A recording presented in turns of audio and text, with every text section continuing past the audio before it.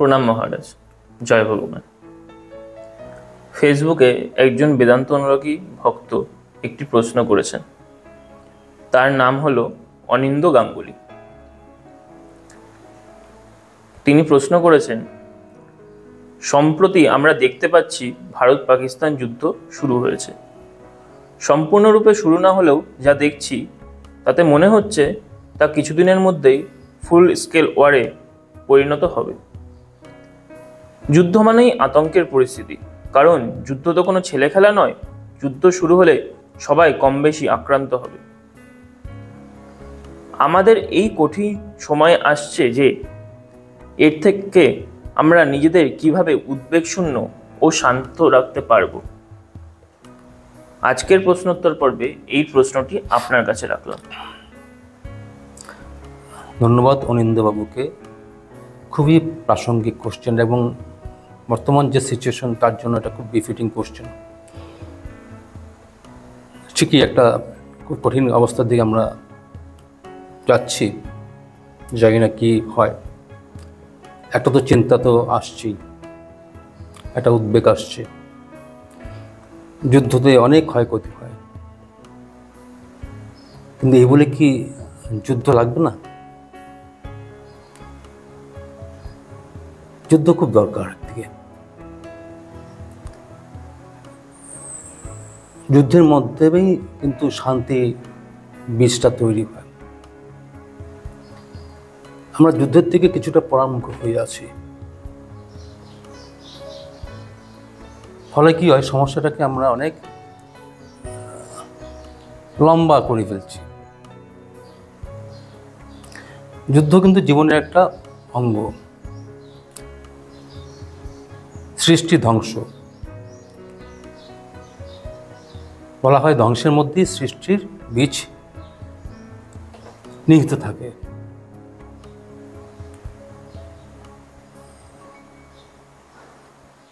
যুদ্ধের একটা বিরাট পার্ট আছে। যুদ্ধের এই পার্টটা, যুদ্ধের থেকে যেটা আপনি বলছেন ভয়াবহ ভাবটা, একটা উদ্বেগ, একটা চিন্তা, একটা দুশ্চিন্তাগ্রস্ত, আমরা যেটা এটা স্বাভাবিক। কিন্তু দুশ্চিন্তাগ্রস্ত এটা কিছুটা কমবে জ্ঞানের মাধ্যমে, বিচারের মাধ্যমে। যেমন আমার পায়ে একটা ফোড়া হয়েছে। ফোড়াটা আমি ঘোড়া রাস্তাতে পাকতে শুরু করেছি, বেশ পেইনও ডেভেলপ করেছে। আমি কাউকে ধরতে দেই না, ধরে চিৎকার করে উঠি, আরে ব্যথা পাচ্ছি, আমি ভীষণ ব্যথা পাচ্ছি। একদিন মা আমায় খুব জোরে টিপে দিল, আমি চিৎকার করে উঠেছি। সঙ্গে সঙ্গে আমি পাটাকে সরিয়ে নিয়েছি। মা বললো আমি টিপে দিই, এটা বের করে দিই। আমি না না না না না লাগবে না। সেদিনও তো মা কিন্তু যদি ভালো করে টিপে দিতে পারতো, তাহলে কিন্তু এটা বেড়ে যেতে পারতো। কিন্তু আমি দিলাম না, ভয় দিলাম না।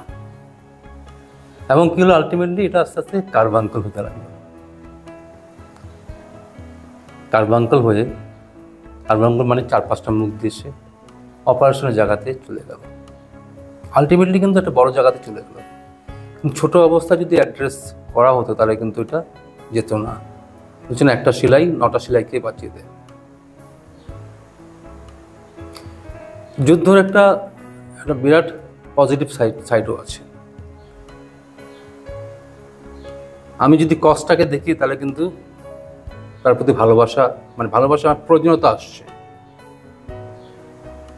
যেমন আমি জানি যেটা আমি যদি বুঝতে পারতাম, আমার যদি একটু যদি নলেজ থাকতো যেটা আমাকে কার্বাঙ্গলে নিয়ে যাবে, তাহলে কিন্তু আমি একটু ভালো করে টিপে এটাকে কিছুক্ষণ করে আমি বের করে দিতাম।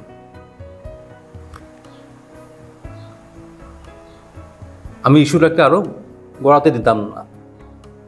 কারণ এই কজটা আমার কাছে জানা নেই বলে আমার ঠিক ওটার প্রতি আমার যেটা ডিউটি, সেটা আমি ঠিক ডিউটি থেকে আমি নিজেকে পিছিয়ে নিলাম। কিছুটা বলতে পারেন পলাতক।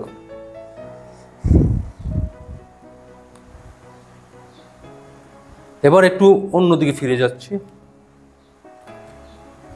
যুদ্ধে আপনি কিভাবে উদ্বেগ শূন্য থাকতে চান, অবিচলিত থাকতে চান, শান্ত থাকতে চান, কথাটা ঠিক মানে খুব ভালো পয়েন্ট। এবার এই প্রসঙ্গে একটু আমি আপনাকে আলোকপাত করার চেষ্টা করব। এটার জন্য আমাকে গীতার আশ্রয় নিতে হবে। গীতার যে শুরু হয় সেই মুহূর্তে চলে যেতে হবে। গীতার যে শুরু হওয়ার সিচুয়েশনটা আমরা দেখে নেব। চারিদিকে যুদ্ধের স্বাদ চলছে, দুই পক্ষের পুরো রেডি, ভয়ঙ্কর যুদ্ধ।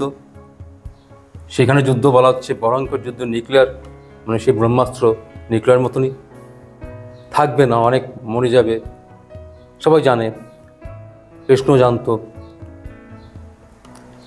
কৃষ্ণ অর্জুনের রথটা যখন ঠিক মাঝখানে আনলো, যুদ্ধের ঠিক মাঝ পয়েন্টে, ডিভাইডার বলতে পারেন, সেখানে যখন নিয়ে আসা হলো, তখন তার মধ্যে একটা মর্কট বই আগে বলতে পারেন, বা একটা যেটা কাপুরুষ ভয়, যেটা কৃষ্ণ পরবর্তী সময় যেটা আমরা জেনে থাকি, অর্জুনকে বকা দিয়েছেন, ভীরুতা, কাপুরুষতা।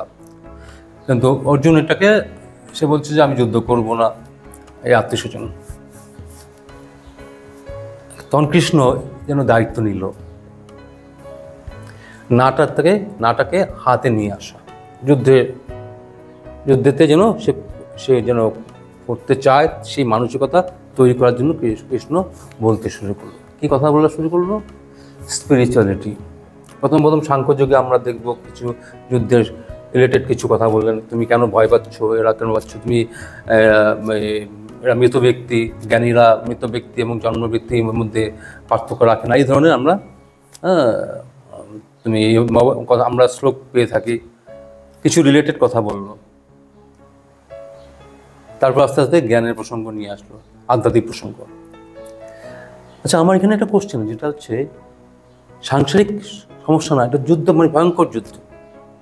সেখানে কৃষ্ণ কতখানি শান্ত থাকলে এই কথাগুলো সে বলতে পারে? সে একটা দুটো শ্লোক বলেনি, একটা দুটো অধ্যায়, কতটা অধ্যায় বলেছে?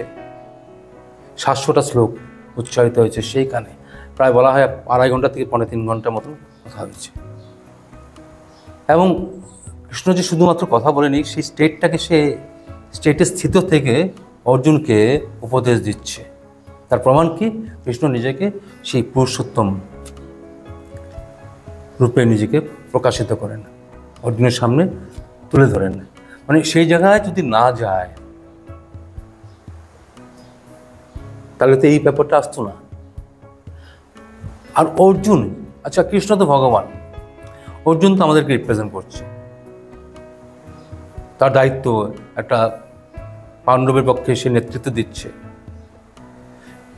সেখানে অর্জুন কিন্তু এতগুলি কথা, প্রথম সে তো তার বিষাদ আসছে, অনেক কিছু আসছে। পরবর্তী সময় কিন্তু অর্জুন অনেক কোশ্চেন করছে, জ্ঞানের কোশ্চেন করছে, মানে তার পুরো অ্যাটেনশনটা কিন্তু কৃষ্ণর কাছে চলে গেছে। যেখানে তার মধ্যে প্রচন্ড বিষাদ, প্রচন্ড প্রলাপ বকছে। একবার বলে আমাকে তুমি ইয়ে করো, আমি তোমার শিষ্যস্থান স্বাধীমাং ত্বম প্রপন্নম, আমি শিষ্য, আমার যা শ্রেয় আমাকে তুমি বলো, আমি তোমার শরণাগত। আবার বলছে যে আমি বুঝতে পারছি না, আমি বিমূঢ় হয়ে গেছি, কি করতে হবে। এমতো অবস্থায় তাহলে একদম পুরো মোটামুটি আমাদের মতনই পর্যায়ে, মানে স্থিতি অবস্থা, আমাদের মতো অবস্থা। সেই ক্রিয়া অর্জুন ওর ট্রান্সফরমেশন হয়ে গেছে, পুরোপুরি চেঞ্জ হয়ে গেল, ট্রান্সফর্ম হয়ে গেল। এবং সে দর্শনও করছে, সেই জ্ঞানের প্রতি কত বড় অধ্যায়, পুরুষোত্তম যোগ থেকে শুরু করে সেই ক্ষেত্রজ্ঞ যোগ, 18 অধ্যায়, মোক্ষ যোগ, সব কিছু কিন্তু কৃষ্ণ এবং অর্জুনের মধ্যে ডিসকাশন হয়ে চলছে। অর্জুন জিজ্ঞেস করে চলছে, চারিদিকে কিন্তু এরপরই যুদ্ধ লেগে যাবে। কীভাবে সম্ভব? চারিদিকে অ্যাগেনস্ট, চারিদিকে বিরূপ অবস্থা, অনুরূপ অবস্থা নয়। সেখানে দাঁড়িয়ে আধ্যাত্মিকতা করলো, এবং আধ্যাত্মিকতা করলো বলে কিন্তু আবার পরবর্তী সময়ে সে যুদ্ধ নামলো। মানে আধ্যাত্মিক জিনিসটা কিন্তু আমরা একটা সাইড করে রাখি। এটা ভীষণ সংসারের মাঝখানে, যখন তোমার ভীষণ সমস্যা থাকবে তখনই তুমি আরও আধ্যাত্মিক দিকে নিজেকে ইনভলভ করো। যত তোমার সমস্যা তত তোমার আরও বেশি ইনভলভ হওয়া দরকার। আমরা সেটা দেখতে পাই সেই মহাভারতের সেই বিশেষ করে কুরুক্ষেত্র পাঠটাকে দেখতে পাই। তাহলে এটা তো স্পষ্ট হচ্ছে যে উদ্বেগ শূন্য হতে গেলে আপনাকে স্পিরিচুয়ালিটির দিকে আসতে হবে, আপনাকে আরও বেশি চিন্তা করতে হবে, আপনাকে আরও সময় দিতে হবে। আপনি বলতে পারেন না এই মন নিয়ে তো সময় দেওয়া যাবে না। আমরা প্রায়শ বলে থাকি কি না মহারাজ আমরা আশ্রমে আসবো, একটু সংসার সমস্যা চলছে, তারপর ঠিক হয়ে যাক তারপর আসবো। সংসারের সমস্যা আছে বলে তো তোমার আসার কথা, তোমার মানসিক অবস্থা খারাপ বলে তো তুমি আসবে। তুমি কি সংসার সুস্থ হলে কি আসবে? আমরা কি অসুস্থ হলেই তো ডক্টরের কাছে যাই, সুস্থ হওয়ার পর কি ডক্টরের কাছে যাই? আর ডক্টরকে বলি ডক্টরবাবু কেমন আছেন? ডক্টরবাবু বলবে কী ব্যাপার, আপনি বলুন কী অসুস্থতা? না আমি আপনার সাথে দেখা করতে আসছি, এখন পরে কথা হবে, আপনি বাড়ি যান। ডক্টর শুনবে না, কেন তার সময় নেই। তেমনি আমরা সমস্যা যখন আছে বলেই কিন্তু আমি এই পথে আসবো, এই পথে চিন্তা করব, নাহলে কিন্তু উদ্বেগ শূন্য কিন্তু হবে না, নাহলে কিন্তু আমি অবিচলিত থাকতে পারবো না, না হতে আমি শান্ত থাকতে পারবো না। আধ্যাত্মিকতা মানে একটা প্রগাঢ় চিন্তা, একটা মজবুত চিন্তা, যে চিন্তাকে ধরে আমি এই প্রবাহের মধ্যে ভেসে যাব না। সংসার তো একটা প্রবাহ, সব এই চলছে, আমিও ভেসে গেলাম গিয়ে, আমার কিছু কোনো কন্ট্রিবিউশন নেই, আমি আরও কিছু ক্রাইসিস, আমিও হা করে চিৎকার করে আরও কিছু ক্রাইসিস বাড়িয়ে তুললাম। কিন্তু এখানে যদি আমি ধরে থাকি একটা মূল্যবান চিন্তাকে, একটা গুরুত্বপূর্ণ চিন্তা, একটা ভারী চিন্তাকে ধরে থাকি, তাহলে আমি প্রভাবের মধ্যে ভেসে যাব না। প্রভাব থেকে দূরে থাকা মানে কি, প্রভাব থেকে বেরিয়ে আসাটাই হচ্ছে কাজ। সেখানেই আপনার উদ্বেগ শূন্য এবং শান্ত থাকতে পারেন, এর থেকে অন্য কোনো পথ নেই। কেননা এখানে গীতার মধ্যে বলা হচ্ছে, শ্রীকৃষ্ণ অর্জুনকে বলছে মাত্রাস্পর্শাস্তু কন্তেও শীতোষ্ণ সুখ দুঃখ দা। এই যে সুখ দুঃখ গরম ঠান্ডা যে আমরা বোধ করি ধরার ফলে, টাচ করার ফলে, সুখ দুঃখ আমি টাচ করছি বলে আমার সুখ দুঃখ, যেমন গরম ধরলে গরমটা বোধ করি, ঠান্ডা ধরলে ঠান্ডা বোধ করি, তেমনি সুখ দুঃখ যে আমি যে বোধ করছি এটা ধরার ফলে আমি সুখে ইনভলভ হচ্ছি, দুঃখে ইনভলভ হচ্ছি। আমি যদি নিজেকে ডিসকানেক্ট করে দিই তাহলে হবে না। তাই সুখ দুঃখ বলে আমাকে জড়িত করতে পারবে না, আমি নিজেকে সেপারেট রাখতে পারবো, নিজেকে আমি আলাদা রাখতে পারবো। তাহলে তো অনেকখানি বেকার, অনেকখানি আমার লাভ। আমি যদি পুরো 100% না করলেও আমি যদি 70% করি, কেন আমাদের কাছে এক্সাম্পল আছে গীতা, মানে চরম সমস্যার মধ্যেও তুমি শান্ত থাকতে পারো, প্রোভাইডেড একটাই কন্ডিশন হচ্ছে স্পিরিচুয়ালিটি নিয়েতে, আধ্যাত্মিক চিন্তা নিয়ে যদি এসব ভাবনা নিয়ে থাকে তাহলে হবে।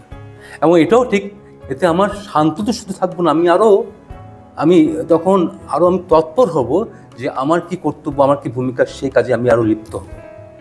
এখানে পালিয়ে যাওয়ার ব্যাপার নেই। কৃষ্ণ অর্জুনকে পালিয়ে যেতে বলছে না, বলছে তোমার ক্ষত্রিয় যখন তোমার কাছে যুদ্ধটা চলে আসছে, এটা সুবর্ণ সুযোগ, তোমার এটা স্বর্গের দ্বার তোমার কাছে খুলে যাচ্ছে, সুবর্ণ সুযোগ। এটাকে তুমি এর থেকে ক্ষত্রিয়ের এর থেকে বড় সুযোগ আসতে পারে না।